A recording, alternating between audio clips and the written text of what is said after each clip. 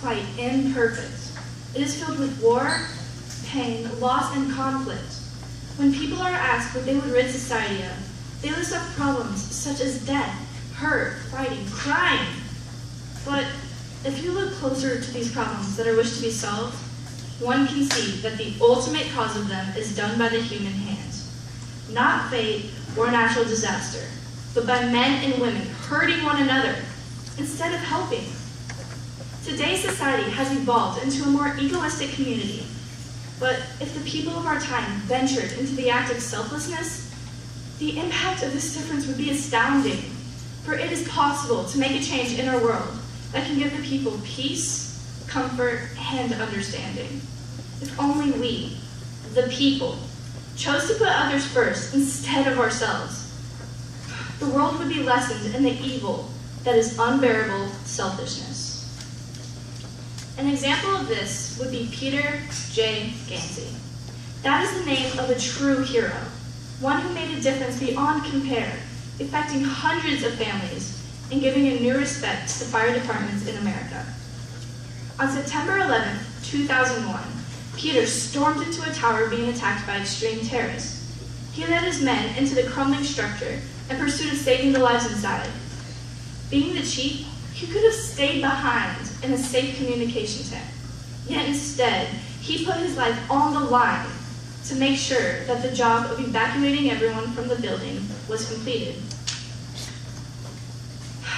He weighed the importance of multiple lives over his own and chose to insert himself into a suicide mission, unsure of return. Peter made it in and out of the first tower, saving lives, making a difference in those people, anyone who knew those people, New York City, and eventually America. Bilal Gansey was bravely in the second tower, searching for other lives, then surging toward the front doors, about to make it out, bright flowing through his veins. The walls began to crack, and with a creak, a shake, the second tower collapsed to the ground. Chief Gansey was the highest-ranking officer in the attack of 9/11 to die. Peter James Gansey was scheduled for jury in court that day. He drove in his personal car to the site when his best friend called him and laid down his life in an act of making a difference. Now, I'm not asking all of you to lay your life down for others, but I am begging you to shed the false armor that is keeping you from helping the people around you, because you, and only you, can make the decision to get off your cell phones and iPods and start paying attention to the world around you.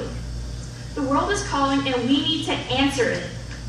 So when you make your plans for the future, such as going off to college or starting your first job, find the time to give a month, a year, a lifetime to the families that need it most. Join the Peace Corps, the Red Cross, the service, anything. There are so many opportunities knocking at the door. All it takes is a turn of a knob, a change at heart, and a decision for change to begin. Find the hero I know all of you are, because your work, your time, and your love is worth more to any hurt child than any given object. Our lives should not be about money or pleasure.